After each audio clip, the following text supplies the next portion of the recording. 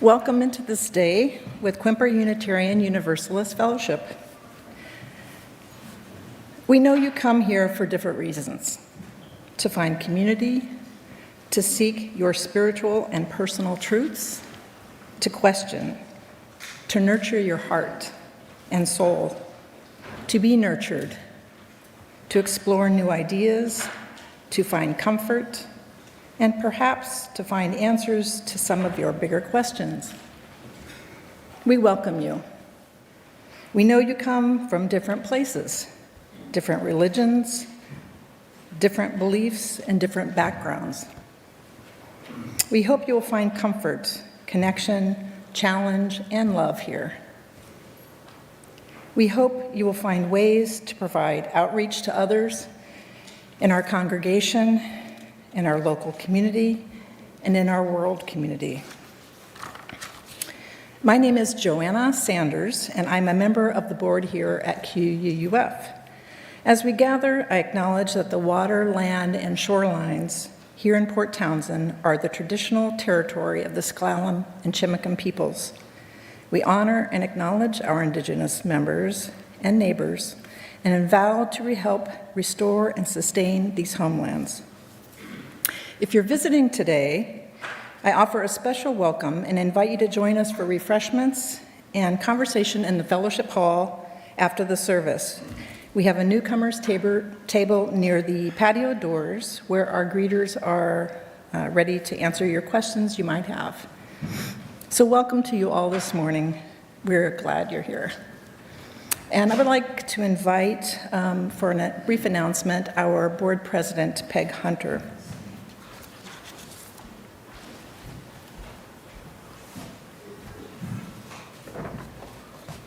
Thank you, Joanna. I just wanted to be sure that everybody got this information about our incoming new minister. And so if you'll forgive me, I'm going to read this. It's what appeared in the weekly update, but I know that the readership is, especially in the summer, sometimes not something everybody gets to. So, as you know, Don Rollins was expected to be here in Port Townsend to begin his ministry with us in October. Unfortunately, he's experiencing some health issues related to the shoulder on his dominant side and both elbows. He's had 4 surgeries on the same shoulder from a bike accident, decades ago. He's in the process right now of scheduling some orthopedic procedures, and he needs to take into account post-op recovery and rehab. His physical limitations are also impacting efforts to move his belongings into storage, sell his home, and make the move from Ohio. I told him, please don't lift any couches in your move. All of this, unfortunately, will delay his starting date with us to be the first of the year at the latest, rather than October. Never fear, we will figure this out. Fortunately, Don is eager to get started as our minister, and he'll be able to familiarize himself with our policies and procedures, meet with staff and lay leadership, and be present at times in the pulpit virtually, beginning in late August and early September. I told him when I talked to him on the phone that we needed some reassurance that he was a real person and that he is really coming here. And so he assured us that he would be present. He's also made a commitment to be with us for a full year, which is very good news. Originally, he was going to start in October and just take us through this church year, but now he's starting in January and taking us through January, and maybe longer. The housing that was so generously offered by Rosanna and Sadi remains available to Don and his wife Mary, so that has not changed. And right now we're in the process of renegotiating his contract to reflect the changes based on his medical issues. We really appreciate your patience and your trust in the board, and that, the trust that you have placed in our board and the decisions that we're making to bring him here and be with us as soon as he can. Thank you.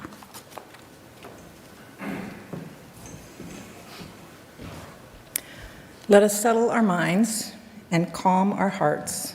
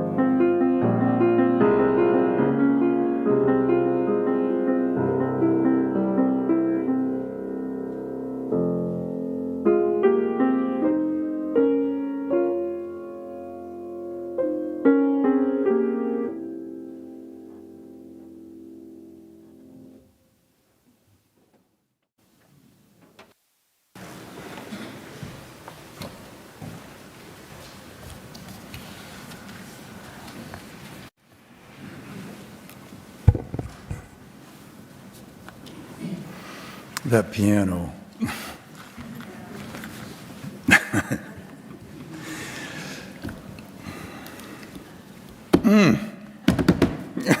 It's been a while.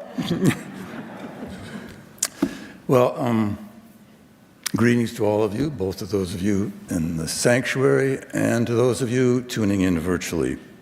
I want to further open this service with words of a prayer by the Unitarian minister and author Robert Levens. He lived from 1878 to 1961. These words: "Holy and beautiful the custom which brings us together in the presence of the Most High, to face our ideals, to remember our loved ones in absence, to give thanks, to make confession, to offer forgiveness, to be enlightened, and to be strengthened. Through this quiet hour breathes the worship of ages, the cathedral music of history. 3 unseen guests attend: faith, hope, and love. Let all our hearts prepare them room." Our chalice lighting words for this service are from the Reverend Gordon McKeeman, and would you please join me together in unison saying, "Deep calls unto deep, joy calls unto joy, light calls unto light. Let the kindling of this flame rekindle in us the inner light of love, of peace, and of hope."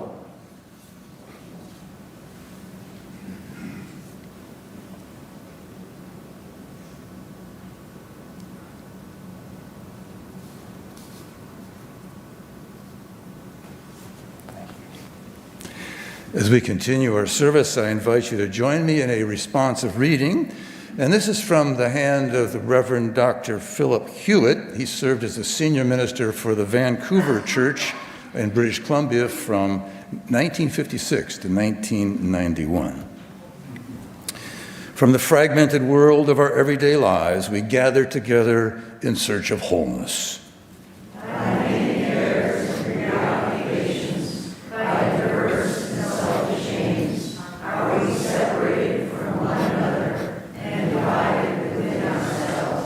Yet we know that no branch is utterly severed from the tree of life that sustains us all. We cherish our oneness with those around us and the countless generations that come on before us. We would hold fast to all of good we inherit, even as we would leave behind us the outworn and false. We would escape from bondage to the ideas of our own day and from the delusions of our own fantasy. Let us labor in hope for the dawning of a new day without hatred, violence, and injustice. Let us nurture the growth in our own lives of the love that has shone in the lives of the greatest men and women, the rays of whose lamps still illumine our way. In this spirit we gather. In this spirit we pray. Our opening hymn is titled "Come Sing a Song With Me." It's number 346 in our Singing the Living Tradition hymnal. The words will be projected on your screens. And so those of you who are in the sanctuary are invited to stand in body and or spirit. Those zooming in are encouraged to sing along, hum along, or simply attend with attention. Doug and Pat will lead us in singing.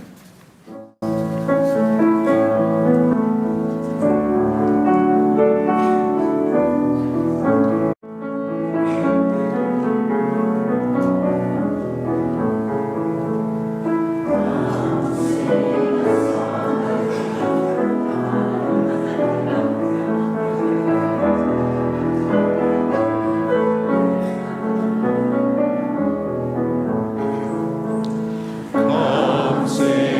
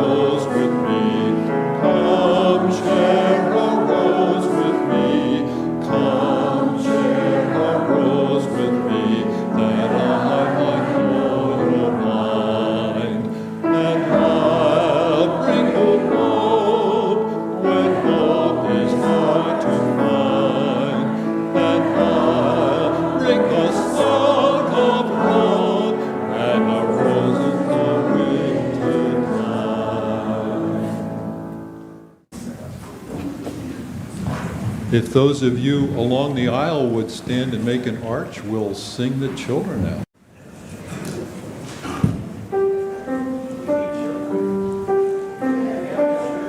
Come now in peace, come now in peace. May the spirit of love surround you everywhere, everywhere you may go. Come now in peace, come now in peace.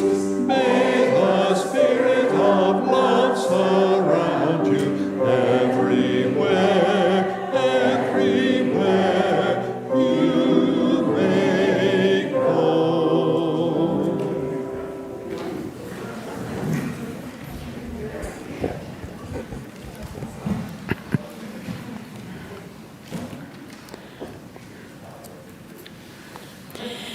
Now we pause for a time of generosity and to receive an offering to support the life and ministry of QUUF. The ushers will now come among you to receive the offering, and additional ways for giving will be projected. Please join me in our offering words. This fellowship is the community of ourselves. Its energy and resources are our energy and resources. Its wealth is what we share. As we contribute to the life of this community, we affirm our lives within it.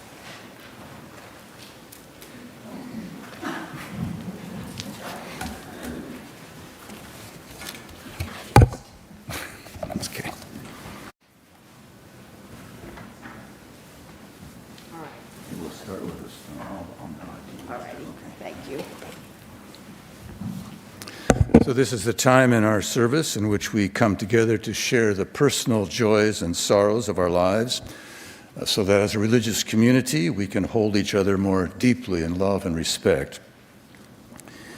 We recognize, of course, that we are part of a larger community of life and being outside of these sanctuary walls. And so we begin by placing a stone that we may regard as symbolic of the sorrow of the world, the particular sorrows often so numerous, so mind-numbing, and so heart-rending that we just don't know which way to turn. But it's a stone calling us nonetheless to attend, given our resources and strength, to the particular sorrows of the world that call to us, so that we may take our role in alleviating a small part of the sorrow of the world. And now within our congregation, we light a candle for Nan Toby Terrell, who celebrated her 84th birthday yesterday. Congratulations. So Nan reports that she is grateful for her life and the many members who have reached out to her during this past year with love and laughter and support to keep her moving forward. Good going, Nan. And now we light a final candle for those joys and sorrows among us that may be too deep or tender to be put into words or to be expressed publicly at this time.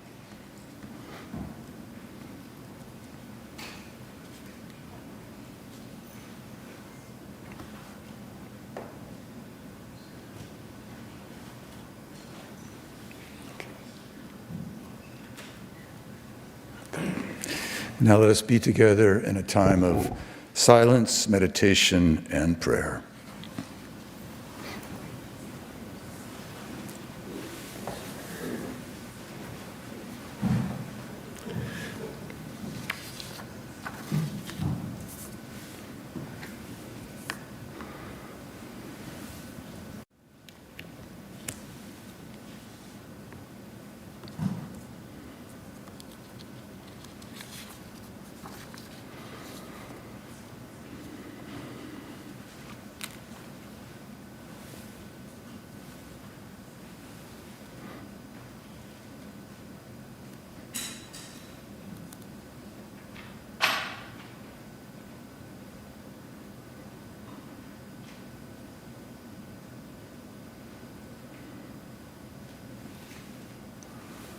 Amen.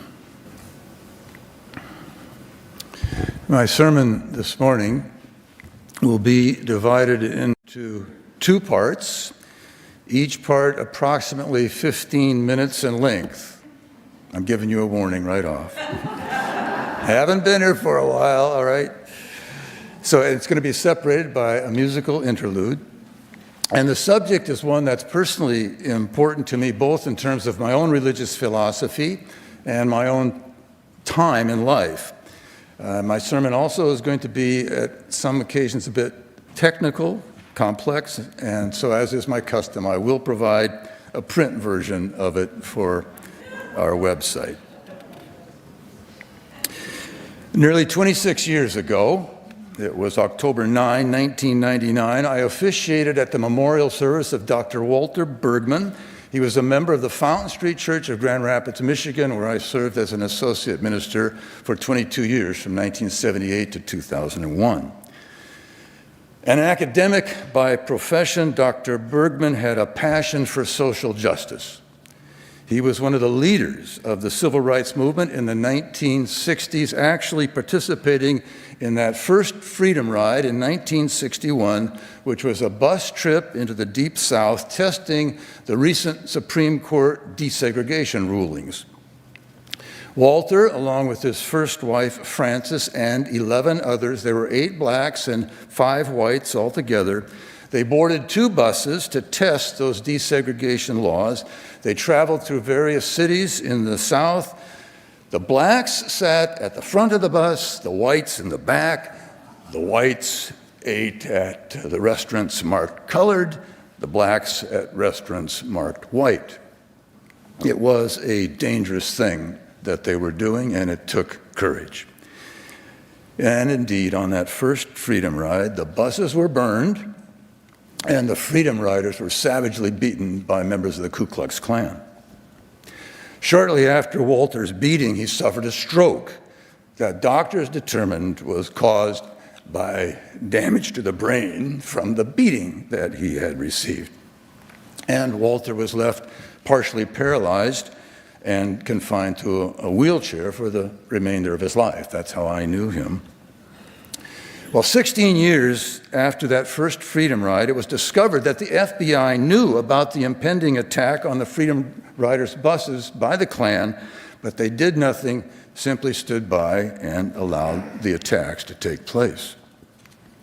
Learning of this, a legal suit was filed on Dr. Bergman's behalf in Grand Rapids, Michigan by the American Civil Liberties Union charging the government with a violation of one of its fundamental duties, namely the duty to prevent violence and to protect its citizens when possible. U.S. District Court Judge Richard Enslin ruled in favor of Dr. Bergman's legal suit, and his ruling was upheld by the higher courts. Throughout his long life, and Dr. Bergman lived a very long life, he died at the age of 100. Throughout his long life, he was an untiring warrior for civil rights and civil justice in a variety of areas, and so he hadn't been spent much time at all thinking about or planning for a memorial service. But for his memorial service, 2 poems were given to me by his second wife, Pat Bergman, his first wife, Frances, having preceded Walter in death. 2 familiar poems that Walter especially liked, with the request that both of them be read at the service. Both poems were from the hand of the same author, the 19th century English Victorian poet Alfred Lord Tennyson, and he lived from 1809 to 1992. So in preparing for that memorial service, I had time to sit with these 2 poems of Tennyson, and this proved to be both an interesting and a revealing exercise. Now, one of the poems, often taught in high school and in college literature classes, at least in my day and the days of some of you, this was titled Ulysses. It was based on, it was Tennyson's take on that great Greek hero Odysseus in the Roman world, Ulysses, as he confronts older age. Now, in a number of ways, Odysseus, Ulysses, filled a slot in Greek and Roman worlds that Jesus or Gautama fill in our present cultures. That is, he's a mythic figure, human and yet much larger than any given human, a model for how a human life can and should be lived, and a representative of the seasons of a human life. And so Odysseus, Ulysses, is a warrior, a husband, a father, an engager of the gods and goddesses and all the forces of nature, both outer and inner. And now Tennyson, in this fairly lengthy poem, which I've lightly edited, imagines Ulysses confronting older age. And Christina, could I have the first slide, please? And so we're going to meet Tennyson's Ulysses, pacing back and forth in restlessness, saying, "It little profits that an idle king by this still hearth among these barren crags, matched with an aged wife, I mete and dole unequal laws unto a savage race that hoard and sleep and feed and know not me. I cannot rest from travel. I will drink life to the lees. I am become a name for always roaming with a hungry heart. I am part of all that I have met, yet all experience is an arch wherethrough gleams that untraveled world, whose margin fades forever and forever when I move. How dull it is to make an end, to rust unburnished, not to shine in use as though to breathe were life. Life piled on life were all too little, and of one to me little remains. But every hour is saved from that eternal silence, something more, a bringer of new things. And vile it were for some 3 suns to store and hoard myself, and this gray spirit yearning in desire to follow knowledge like a sinking star beyond the utmost bound of human thought. This is my son, mine own Telemachus, to whom I leave the scepter and the isle. Well loved of me, discerning to fulfill this labor by slow prudence, to make mild a rugged people, and through soft degrees subdue them to the useful and the good. Most blameless is he, centered in the sphere of common duties, decent not to fail in offices of tenderness, and pay meet adoration to my household gods when I am gone. He works his work, I mine. There lies the port. The vessel puffs her sail. There gloom the dark, broad seas. My mariners, souls that have toiled and wrought and thought with me, you and I are old. Old age hath yet his honor and his toil. Death closes all, but something ere the end, some work of noble note may yet be done, not unbecoming men that strove with gods. The lights begin to twinkle from the rocks. The long day wanes, the slow moon climbs, the deep moans round with many voices. Come, my friends, 'tis not too late to seek a newer world.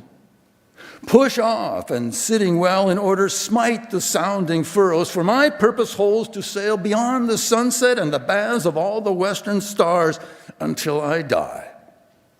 It may be the gulfs will wash us down. It may be we shall touch the happy isles and see the great Achilles whom we knew. Though much is taken, much abides.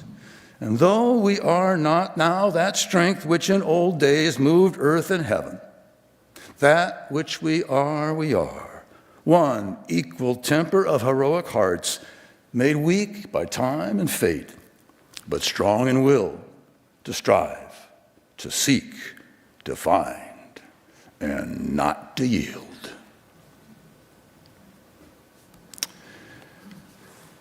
This famous poem of Tennyson expresses one aspect, trajectory, or direction of the power of being as we experience it. That is, the creative impulse, the tremendous drive to move forward, to evolve, the ongoing forward-pushing urge in ourselves and all things. Urge and urge and urge, cries the poet Walt Whitman, always the procreant urge of the world. And there's a song in our hymn book that we will sing in a few minutes that expresses the same idea. The first line of the hymn reads, "A fierce unrest seethes at the core of all existing things." A fierce unrest seethes at the core of all existing things. That's the unrest in Tennyson's Ulysses. Never to yield, never to give up the fight, never to stop growing, never to quit exploring, never, ever, ever, ever to rest. At the time, in reading this poem, I wondered, when did Tennyson write it? It sounds like it might be the poem of a young man imagining what an older person might feel like, or imagining what he would like to feel like as an older person. So I looked up the date.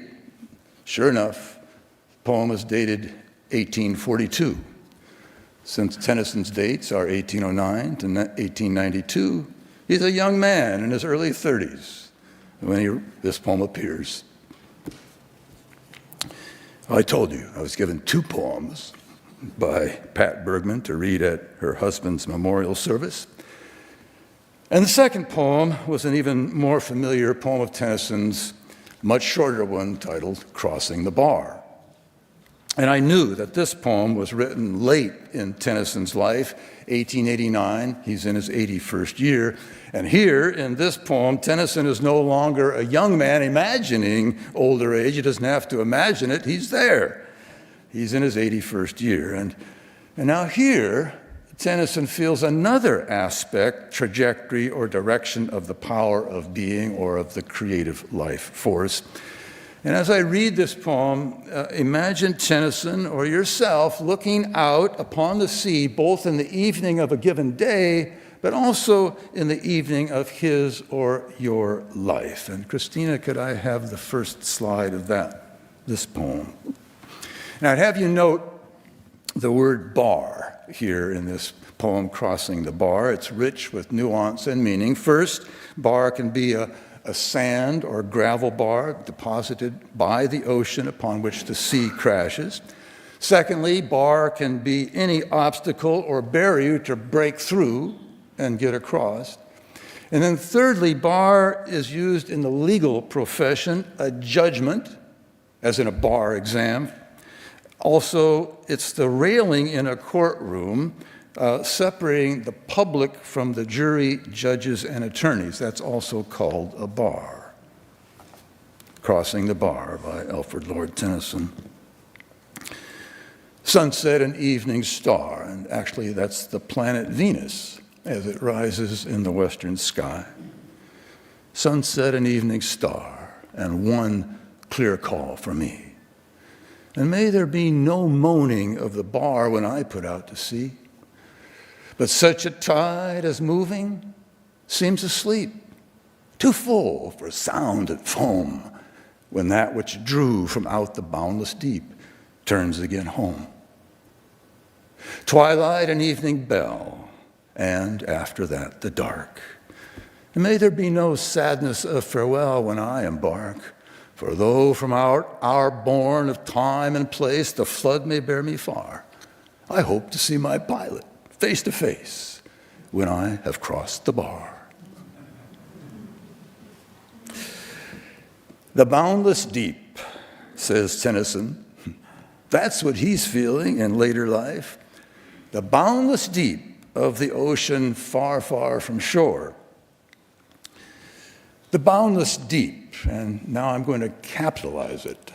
The boundless deep may be seen as a metaphor for being itself or for ultimate reality, for that which is infinite and limitless and which shatters all human-made boundaries. The poet's life and our lives emerge from this boundless deep. Individual waves that come to shore and crash upon a sand or gravel bar near the shore, briefly creating sound and foam. I would have you note that the sea that Tennyson looks upon in later life is a very different sea than the one he saw when he was writing Ulysses in his early 30s. Then the sea moaned round with many voices, and he imagined himself and his companions smiting the furrows and pushing beyond the sunset to the very end. But here, in this boundless deep to which he is returning, there is no turbulence. The tide, as moving, seems asleep, too full for sound and foam. And so this is another dimension of ultimate reality, the eternal ocean deep that always was, always is, and always will be. We come from that boundless deep, and to that boundless deep we one day all return.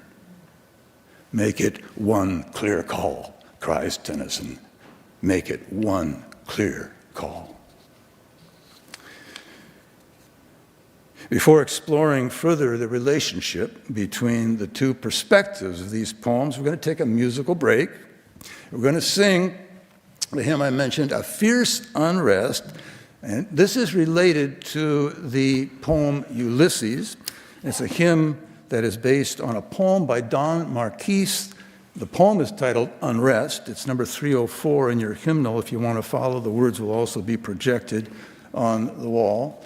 And at the very end of the service, Pat is just going to play a single verse of Abide With Me, which relates to crossing the bar. But now we're going to sing, Doug's going to lead us, Pat, A Fierce Unrest.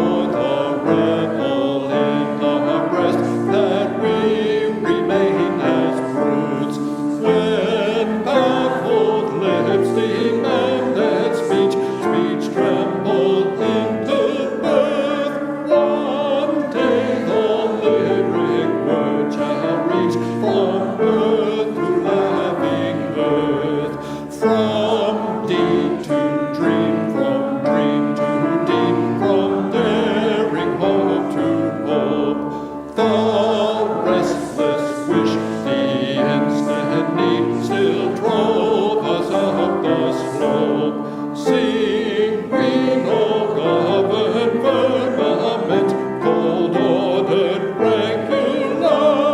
We sing the stinging discontent that leads from star to star.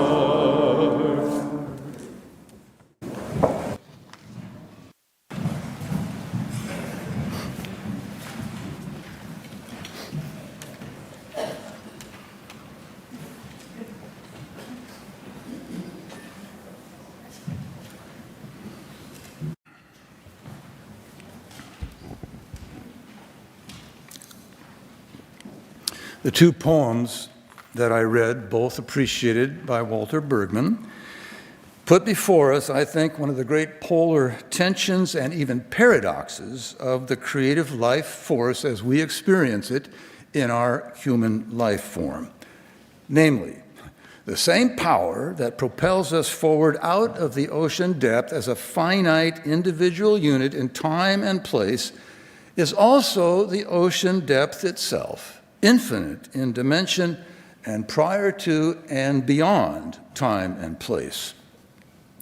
Our lives are lived out in the middle of this polar tension and paradox, doing and being, striving and surrendering, never to yield, always to yield. On the one hand, we experience ourselves as individual entities that seek, strive, and evolve. We roll forward as a wave from the ocean deep and with sound and sometimes fury strike the earthly shore. On the other hand, we are part of a depth and unity from which we never truly separate, a depth and unity prior to the restless striving of our life. A depth and unity that transcends and encompasses the striving. In younger age, we are more likely to be attracted to and fascinated by the restlessness that comes from out the boundless deep, represented in the poem Ulysses. In older age, we are more likely to consider the boundless deep itself as that which is sufficient unto itself and needs nothing from us. Now, in order to further consider this polar tension between doing and being, striving and surrendering, never to yield, always to yield, and the paradox of simultaneously belonging to both infinite and finite realities, I want to look for a few minutes with you through the lens of the depth psychologist Carl Jung, bringing forward a central idea in his understanding of our human reality, namely his notion of the human psyche, our interior being, as having two different centers. He names them the ego and the self with a capital S. The ego, the smaller center of the psyche, may be referred to, as Robert Johnson does, as the organ of self-consciousness or the organ of self-awareness. And this is the part of the human psyche that has to do with self-identity, with our sense of who we think we are. We use the pronoun I with respect to this center within us.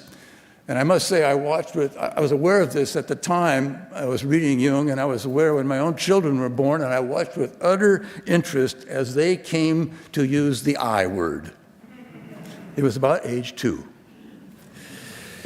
So for Carl Jung and those who follow his approach, the ego, as important as it is as the organ of self-consciousness, self-awareness, and self-identity, the ego is much the smaller part of the entire psyche, most of which we are not conscious of.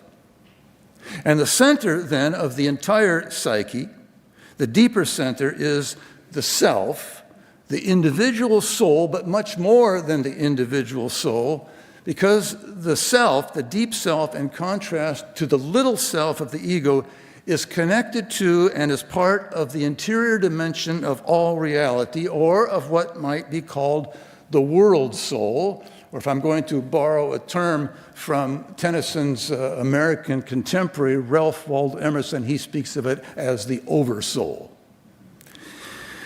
In a properly functioning relationship between the ego and the self, those two centers, the ego receives its inspiration and overall direction from the self. The ego is properly the servant of the self, and as such, it performs tasks on behalf of the self that would otherwise not get performed.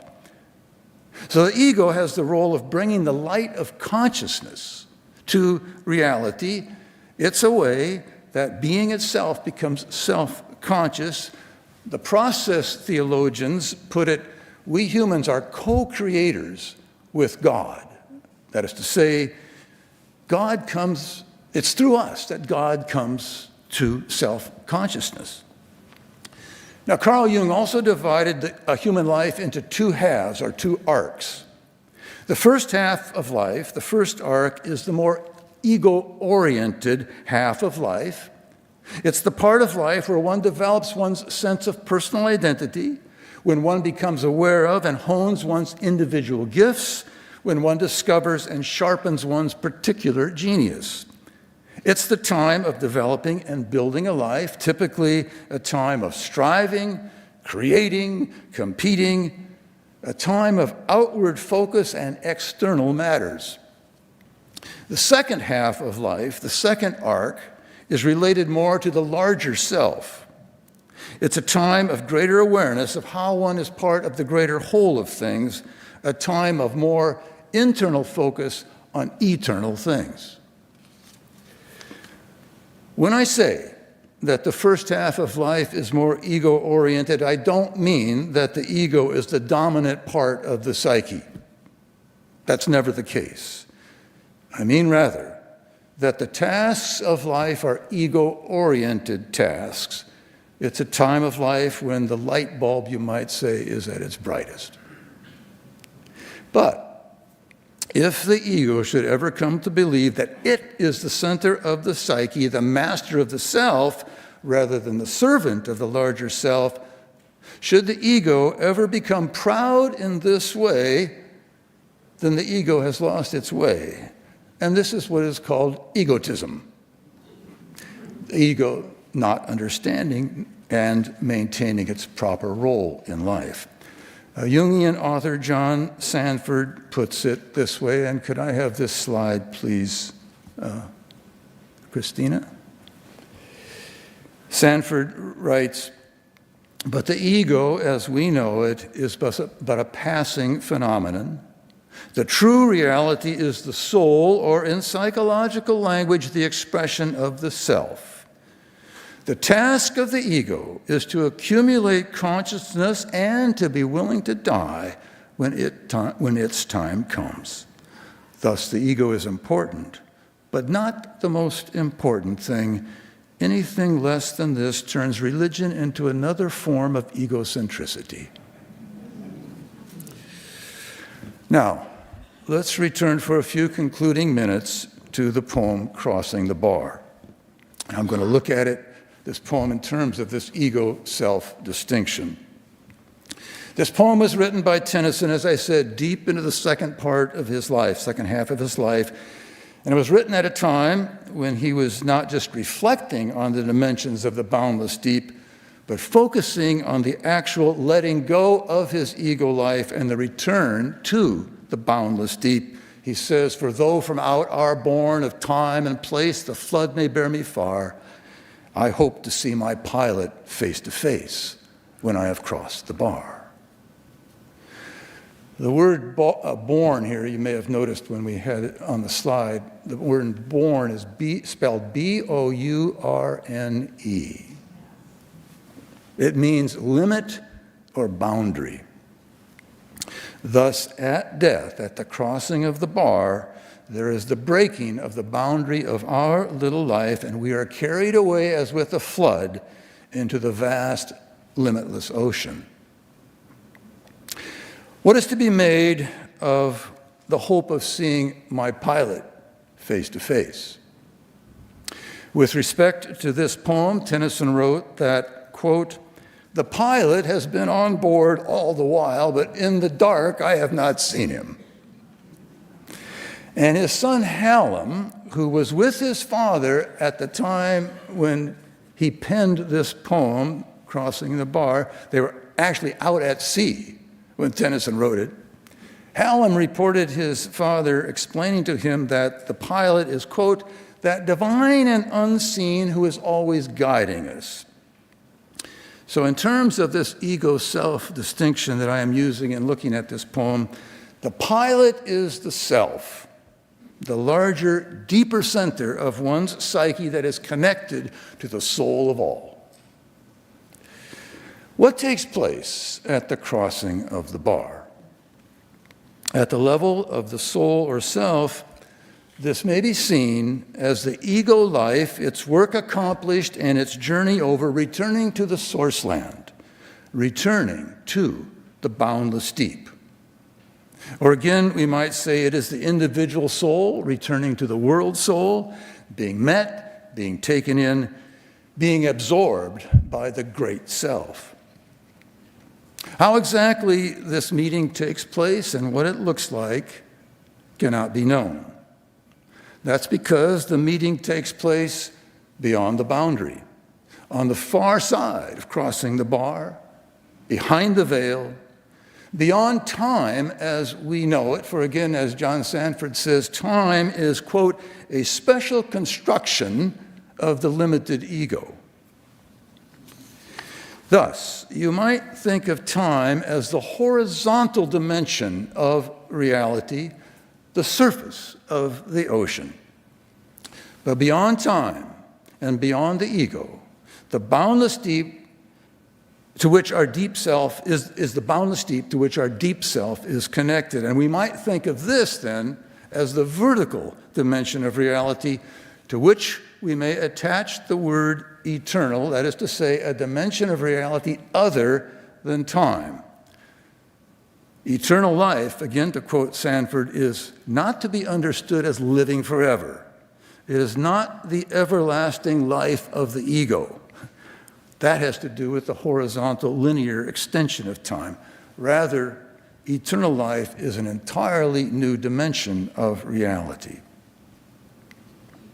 So what happens beyond our time, beyond our bourne of time and place? Is one ushered into a blaze of luminous light as attested to in near-death experiences? Or is there the mysterious dark, the immense silence? One may hope, one may wish to see one's guiding pilot more clearly, even face to face. But truly, we don't know. What we do know, and what we can do, is to try to surrender, to attempt to let go, and to welcome our meeting with the boundless deep from which our little finite life has been drawn. Alfred Lord Tennyson, as I said earlier, wrote Crossing the Bar 3 years before his death when he was in his 81st year. He would go on to write more poems. But just a few days prior to his death, he told his son Hallam to, quote, "put Crossing the Bar at the end of all editions of my poems." So Tennyson, in the act of saying goodbye to his long and productive life, ends by expressing the hope, the wish, the thought that as he crosses the bar, he might see his soul partner, his pilot, even more clearly. One's ego is naturally disturbed at the crossing of the bar, frightened, sorrowful, anxious, and so forth.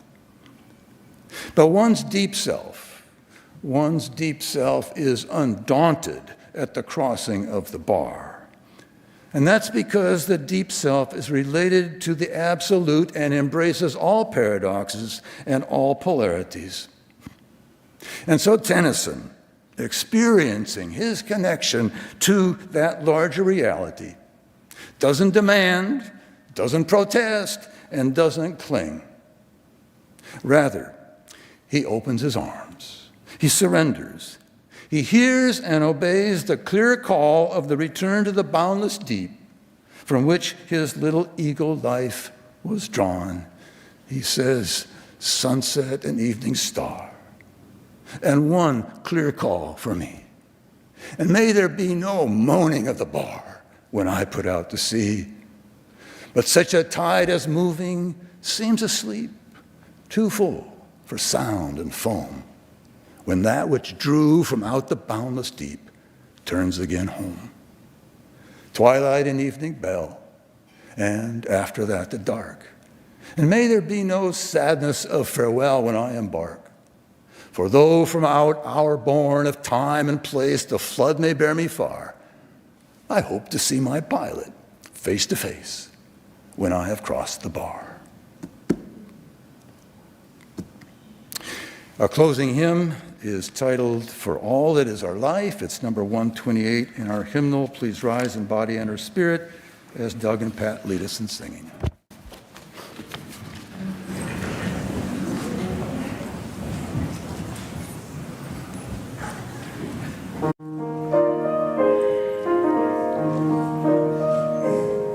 For all that is our life, we sing our thanks and praise.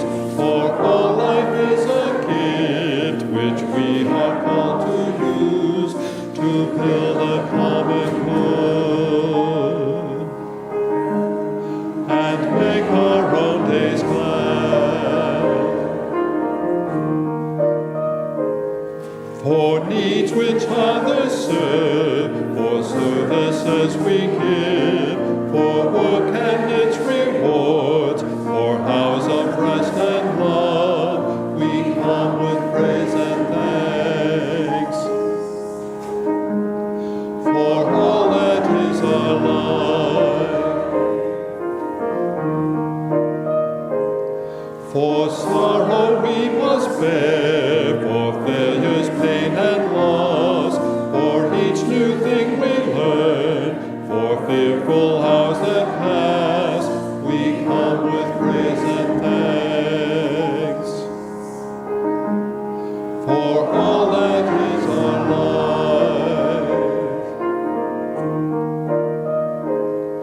for all that is alive, we sing our thanks and praise. For all life is a gift which we are called to use to build a common good and make our own days glad.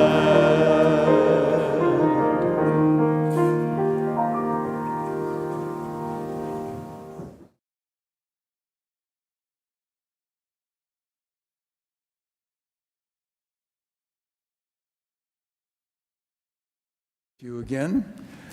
Thank Doug and Pat for the music, Christina for your help putting the slides together, much appreciated. I love this pulpit. This is the best pulpit around, I'd say. David Bomer created this for my height, and it actually could be raised if so. But at any rate, here's the closing words of benediction. They're from the Reverend Kendall Gibbons. She says, "There is finally only one thing required of us, and that is to take life whole, the sunlight and shadows together, to live the life that is given us with courage and humor and truth.